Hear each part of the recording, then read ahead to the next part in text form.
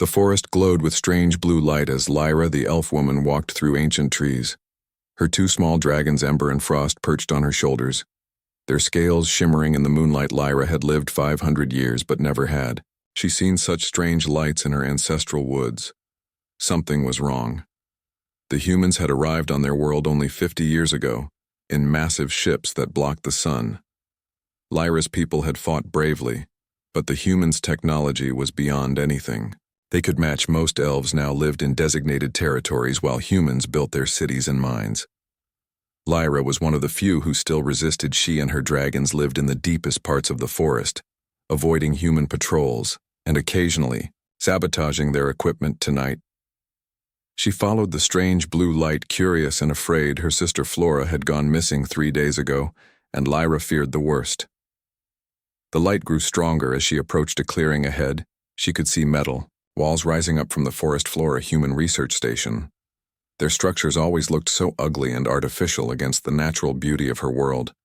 Frost chirped softly in her ear, the small blue dragon sensing her unease. Ember the red dragon flapped her tiny wings nervously. Their connection to Lyra meant they felt her emotions. Lyra crept closer to the facility, staying in the shadows, her enhanced elven senses picking up human voices inside. I found something the humans must have. Taken Flora. Moving silently around the perimeter, she found a ventilation shaft large enough for her slender form to slip through. The dragons would need to stay outside.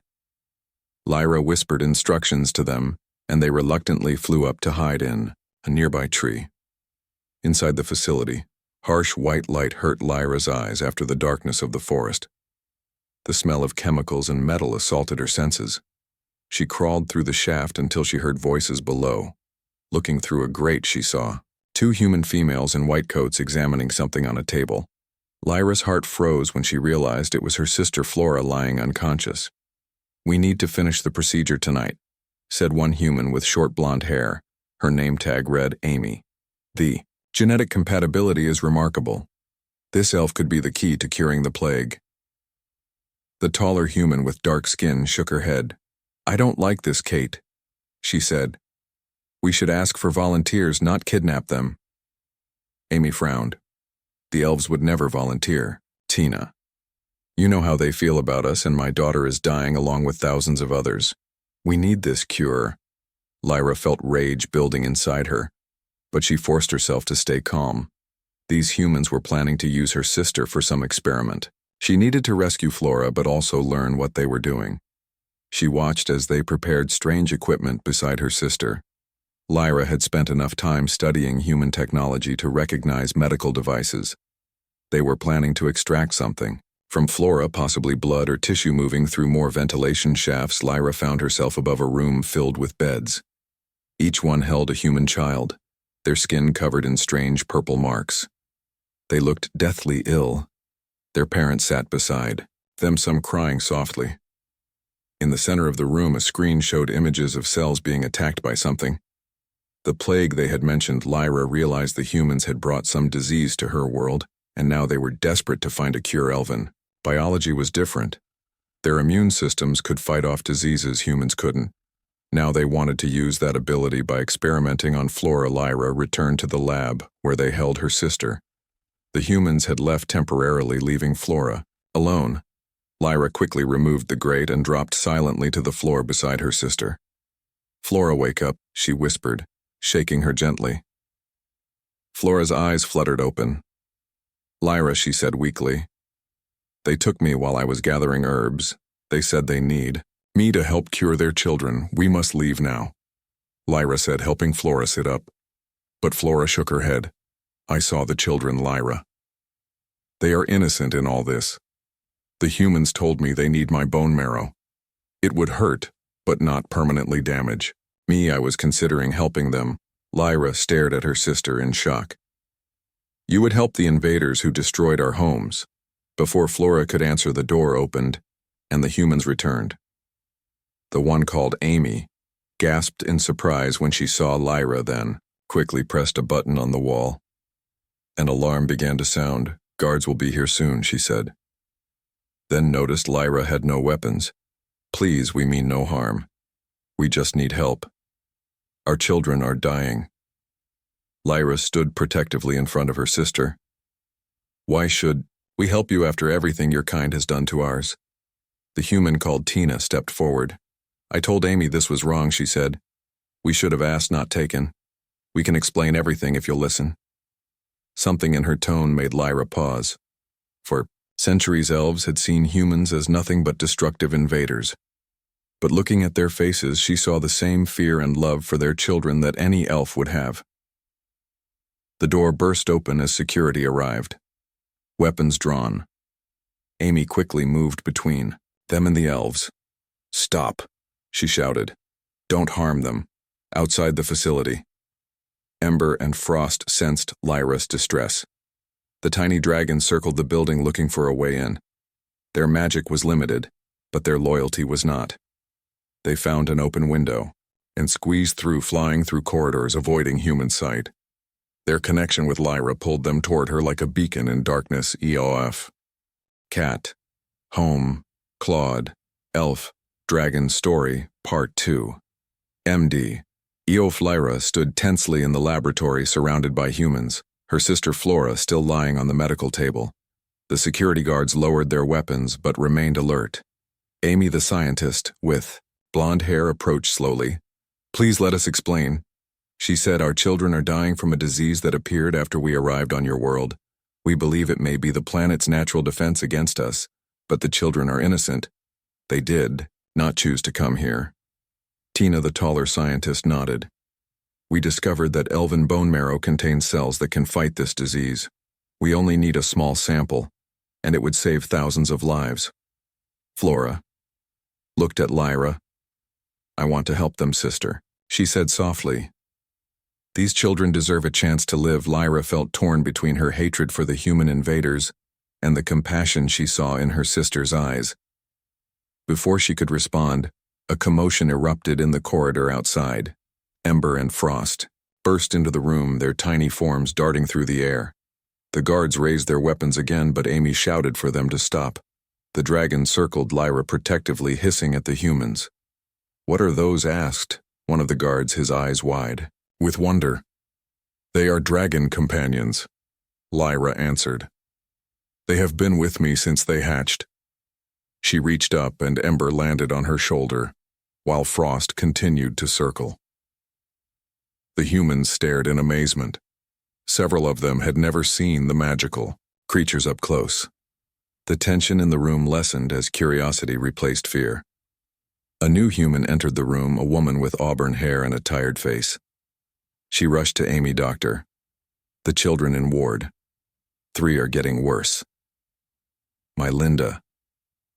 She sobbed, her voice breaking. Amy's face fell. This is Kelly, she explained to Lyra. Her daughter is one of the most severely affected. Without treatment, she will not survive. The weak, Lyra felt her resolve weakening. Despite everything that had happened between their species, she could not condemn innocent children. She looked at Flora, who nodded encouragingly. I want to see these children myself, Lyra said. Amy looked relieved. Of course, she agreed. We can go right now. The group walked through the facility. Lyra and Flora surrounded by guards but treated with cautious respect. They entered a large ward filled with beds. Each one held a small human child, their skin marked with purple blotches. Parents sat beside many of the beds, some reading stories, others simply holding tiny hands. The sight affected Lyra more than she had expected. She had always viewed humans as invaders and destroyers of her world, but these children were different. They had no part in the decisions that brought them here. They were simply victims of circumstance. A small girl, perhaps 6 years old, looked up as they passed. Her eyes widened at the sight of Lyra and the dragons. Are you a fairy? She asked, her voice weak but curious. I am an elf, Lyra answered, kneeling beside the bed. My name is Lyra, and these are my dragons, Ember and Frost. Can I pet them? The girl whispered. Lyra hesitated, then nodded. Frost, the gentler of the 2 dragons, flew down and landed carefully on the edge of the bed. The child reached out with a trembling hand and touched the dragon's blue scales. Her face lit up with joy. He's so pretty, she said. Then a coughing fit seized her small body, and her mother rushed to comfort her. "This is what we're fighting," Amy said quietly. "These children will all die without help." Lyra stood up, her decision made. "I will provide the bone marrow sample," she said, "but I have conditions." "Name them," Tina replied. "First, you will release my sister immediately. Second, you will establish a treaty with our people, respecting our territorial boundaries. Third, you will share your medical knowledge with our healers." Amy and Tina exchanged glances. "We can agree to the first two conditions," Amy said, "but our superiors would need to approve the third." "That is my offer," Lyra said firmly. "Take it or find another solution." The scientist conferred with the security chief, then nodded. "We accept." Tina said, "We will contact our leaders immediately regarding the treaty." Over the next few hours, Lyra underwent the procedure to extract bone marrow. It was painful, but she endured without complaint. Flora stayed by her side the entire time while Ember and Frost perched nearby, watching the humans with suspicious eyes. When it was done, Lyra was weak but satisfied. She had made the right choice. The sample was immediately processed, and the first treatments began that same day. Kelly, the mother they had met earlier, came to Lyra with tears in her eyes. "The treatment is working," she said. "My Linda is already showing improvement. Thank you for saving our children." Lyra nodded, accepting the gratitude but still uncertain about the future relationship between their species. The humans had proven themselves capable of compassion, but also of great destruction. Only time would tell which quality would prevail that evening. As Lyra prepared to leave with Flora, a human child appeared in the doorway of their room. He was perhaps 10 years old, his skin still showing fading purple marks of the plague. He carried something wrapped in cloth. "I made this for you," he said shyly, holding out the package. Lyra unwrapped it to find a carved wooden figure of a dragon, crude but recognizable. "It's to remember us by," the boy said. Not all humans are bad. Lyra felt something shift inside her. Perhaps there was hope for understanding between their peoples after all. "Thank you," she said, tucking the carving into her pouch. "I will keep it always." As they left the facility, escorted by Tina, Lyra noticed other elves approaching from the forest. A delegation had been sent to negotiate the promised treaty. The future suddenly seemed less certain but more hopeful than it had in 50 years. Yoff, Katabanir, Home, Claude, Elf, Dragon, Story, Part 3. MD, AOF. 3 months had passed since Lyra donated her bone marrow to help the human children. The treaty between elves and humans was holding. Though tensions remained in some areas, the plague had been contained, the children were recovering, and a new era of cautious cooperation had begun. Lyra had become an unofficial ambassador between the species. Her dragons, Ember and Frost, were now famous among human children who delighted in their visits. Many elves still distrusted humans, but they could not deny that changes were happening.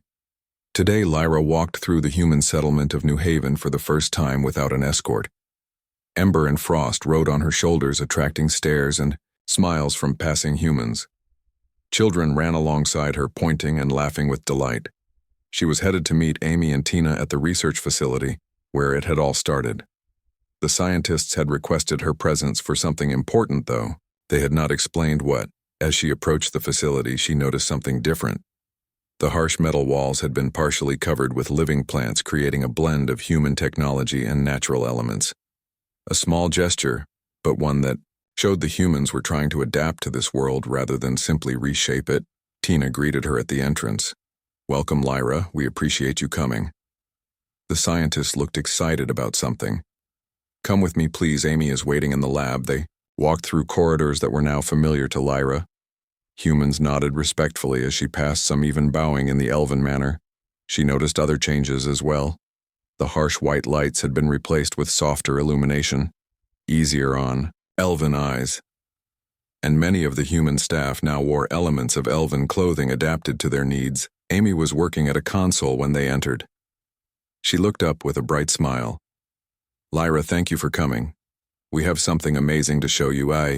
Scientist led her to a large chamber filled with equipment Lyra recognized from her previous visits. In the center stood something new, a large cylindrical tank filled with glowing liquid.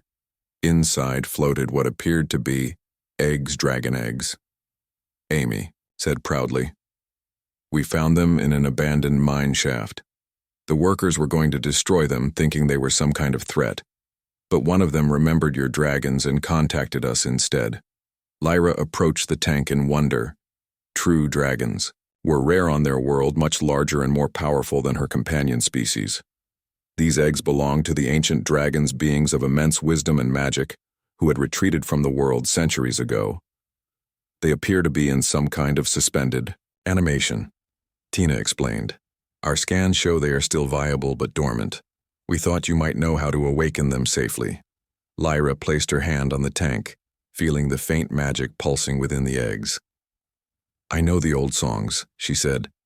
My grandmother taught me the dragon awakening ritual, but I never thought I would use it. Can you help them? Amy asked.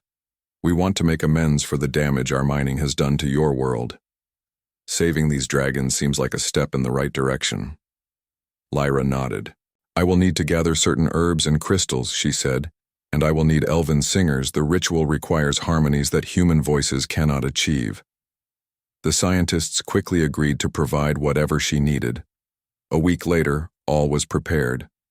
The eggs had been moved to a sacred grove deep in the forest.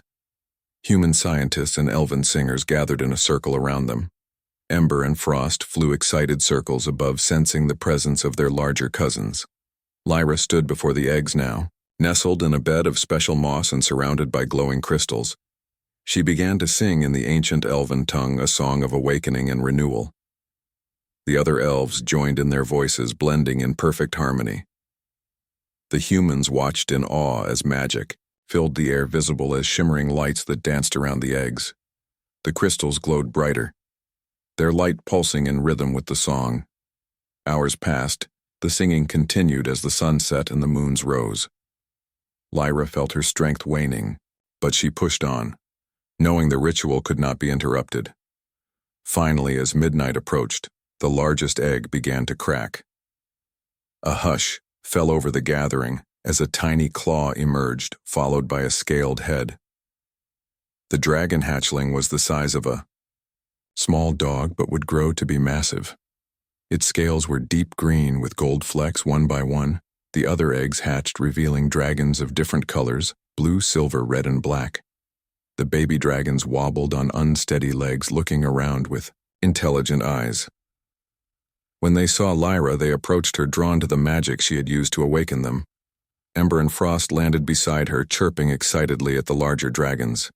We did it, Tina whispered, her voice filled with wonder. The hatchlings. We'll need guardians, Lyra said. They cannot survive alone until they mature. Both elves and humans must care for them. Together we can teach them to trust both our kinds. Amy stepped forward carefully. We would be honored to help, she said. Over the following months, the dragon hatchlings became a symbol of the new alliance. They lived in the sacred grove, cared for by a mixed group of elves and humans. As they grew, so did the understanding between the two species. Lyra spent much of her time at the grove, teaching humans about elven ways and learning about human science in return. She found herself particularly drawn to Tina, whose respect for elven knowledge impressed her. They worked together, studying the growing dragons, documenting their development and abilities. Flora, Lyra's sister, had become a healer apprentice, working with human doctors to combine their medical knowledge. The bone marrow treatment had been refined, saving all the affected children, and now elven medicine was helping humans. While human technology assisted elves, not all was perfect. There were still those on both sides who resisted change. Old hatreds did not disappear overnight, but the dragons gave them a common purpose, something precious that required their cooperation. Evening, as Lyra and Tina sat watching the young dragons play, Tina asked a question Lyra had been expecting. Do you think we can ever truly live in harmony? She asked. Our peoples are so different. Lyra watched as Ember and Frost played with the larger hatchlings. I think we are already learning how, she replied. Different does not mean incompatible. We have much to teach each other. The largest hatchling, a green male they had named Forest, approached them. His wings were growing stronger each day. Soon he would be able to fly. He nuzzled Lyra's hand, then Tina's, showing no preference between elf and human. See, Lyra smiled. He does not care about our differences. Why should we? EOF. Keros de home Claude Elf Dragon Story Par.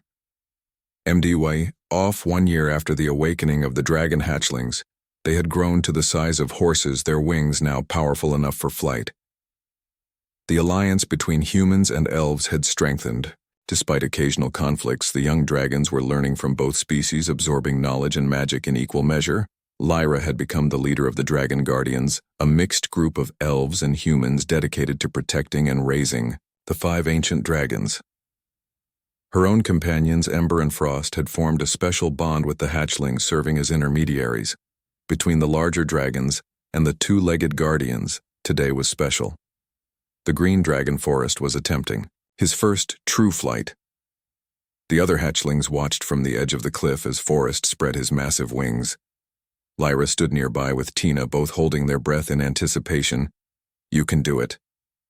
Lyra encouraged the young dragon. Remember what? We taught you. Forest looked at her with intelligent eyes, then launched himself from the cliff. For a terrifying moment, he plummeted toward the valley below. Then his wings caught the air and he soared upward with a triumphant roar. The watching guardians cheered as Forest circled above them, his scales gleaming in the sunlight.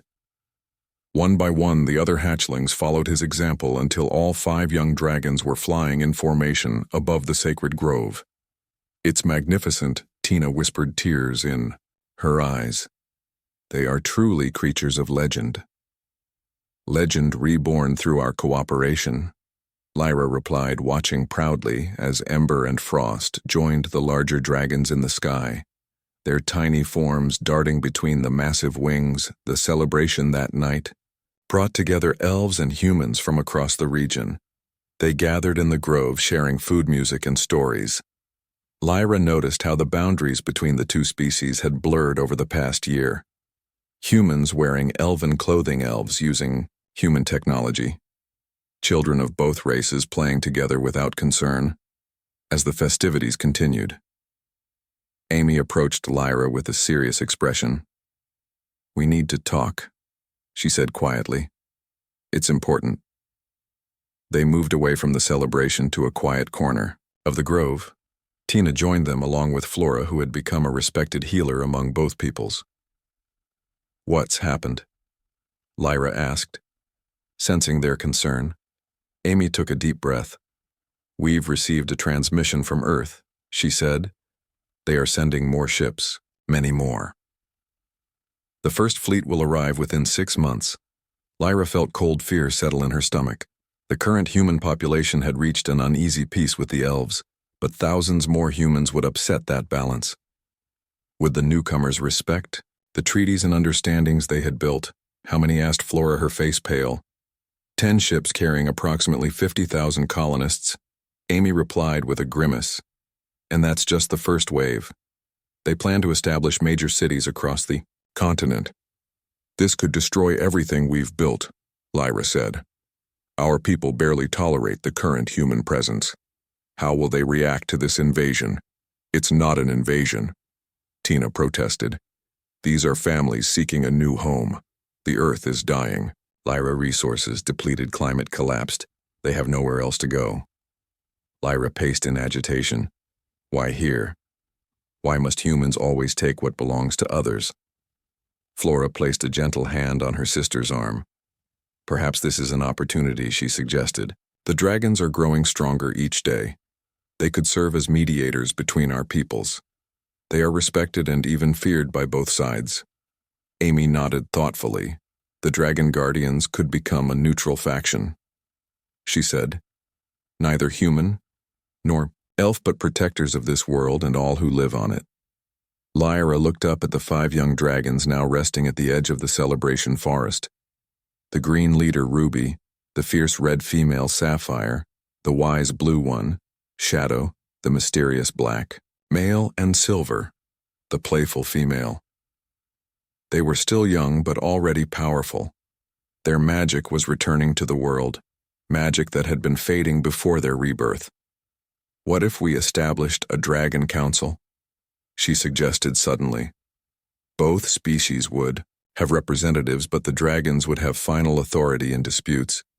They are native to this world, yet unaligned with either faction. The idea took root quickly.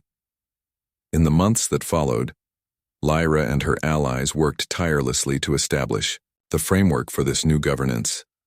The young dragons, though not yet fully mature, were learning rapidly. Their intelligence matched or exceeded that of either elves or humans, and they had a natural understanding of balance and harmony.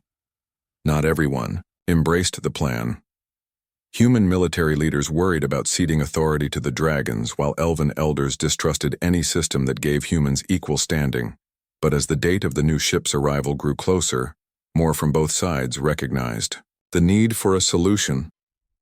3 months before the ships were due to arrive, the Dragon Council was formally established. Forrest, now the size of a small house, was named First Speaker, his deep voice resonating with magic as he accepted the responsibility. On behalf of dragonkind, we accept this duty, he said.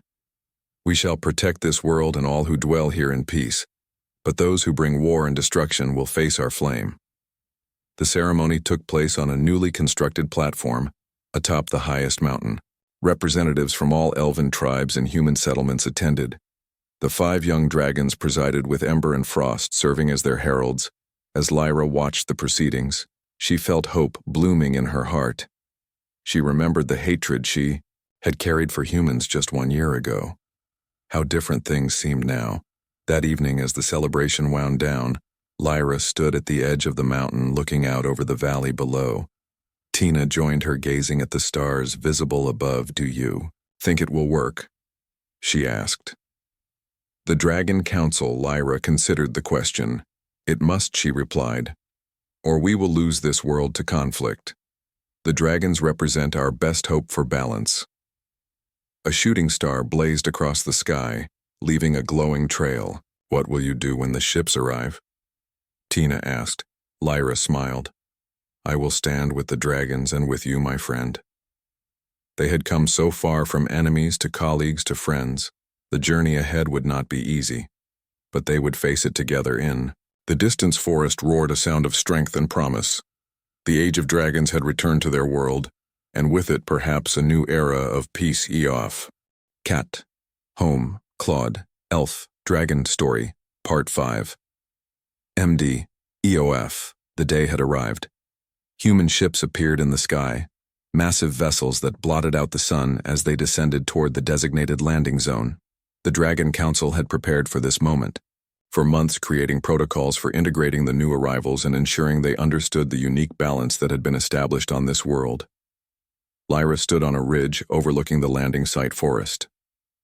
The green dragon crouched beside her, now as large as a house. His scales gleamed in the sunlight, a living emerald with wings that could create windstorms with a single flap. Ember and Frost perched on Lyra's shoulders, their tiny forms a stark contrast to their massive cousin. Are you ready? Forrest asked, his mental voice resonant in Lyra's mind. The 5 great dragons had developed the ability to speak directly into the minds of their chosen guardians. As ready as we can be, Lyra replied, watching as the first ship touched down on the plains below. A great door opened in its side and humans began to emerge, blinking in the bright natural light after months in space. The welcoming committee waited at the edge of the field, a mix of elves and humans selected to represent the Dragon Council. Tina and Amy stood at the front with Flora beside them. The 2 scientists had become respected leaders among their people, advocating for cooperation and mutual respect. The first humans to approach the committee appeared confused. They had expected a human colony governed by Earth laws. Instead, they found a mixed society where dragons held ultimate authority. Their leader, a tall woman with silver hair, introduced herself as Commander Olivia. Welcome to Harmony, Commander Tina said, using the name that had been adopted for their world. This is not the colony you were expecting, but we believe it is something better. Over the next several hours, the committee explained the history and current governance of Harmony. The newcomers listened with varying degrees of acceptance.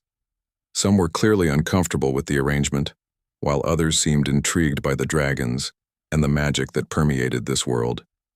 Lyra watched from a distance, using her enhanced elven senses to gauge the reactions.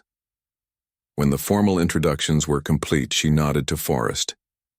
It was time for the dragons to make their appearance. Forrest lifted his massive body into the air, joined by the other 4 great dragons.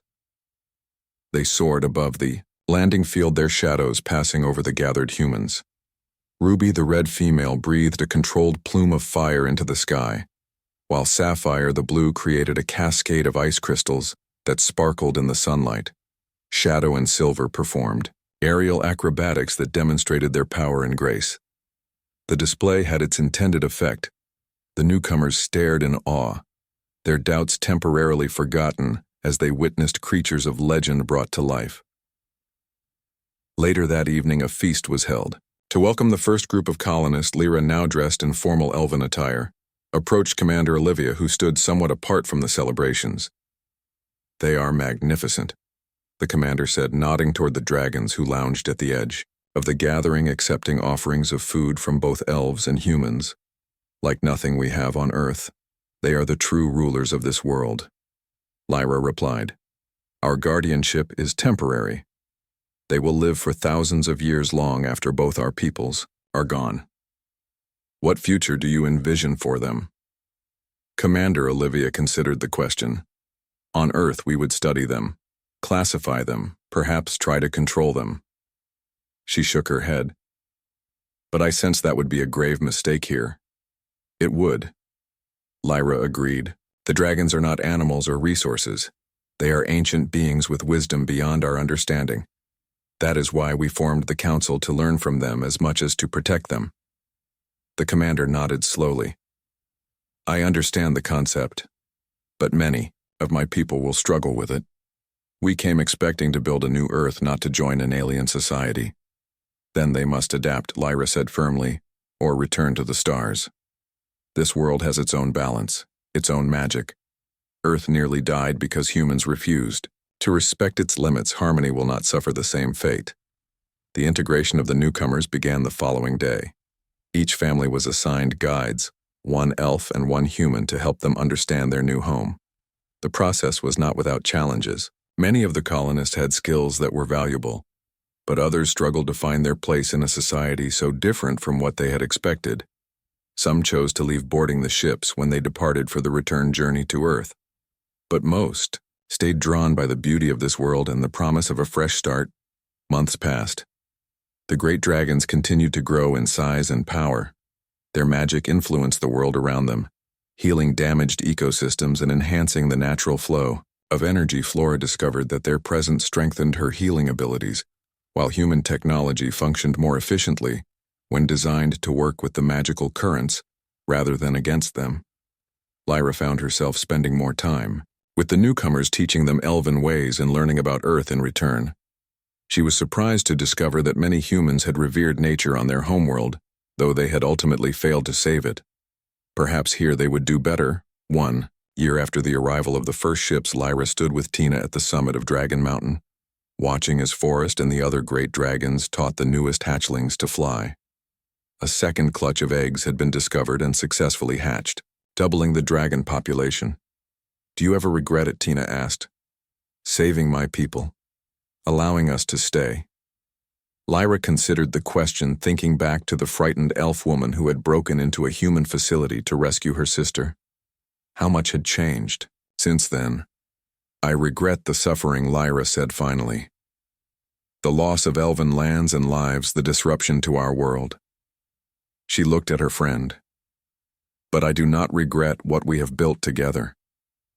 The Dragon Council, the shared knowledge, the healing of old wounds, these things have value."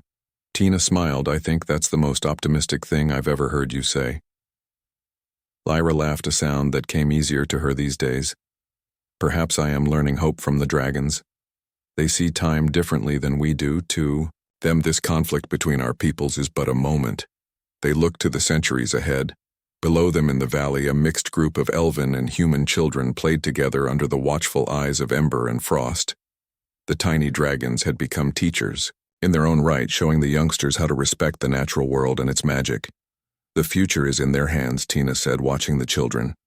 "Not just the dragons, but the young ones who will grow up knowing both worlds." Lyra nodded. seeing the wisdom in her friend's words. The children did not carry the prejudices of their parents.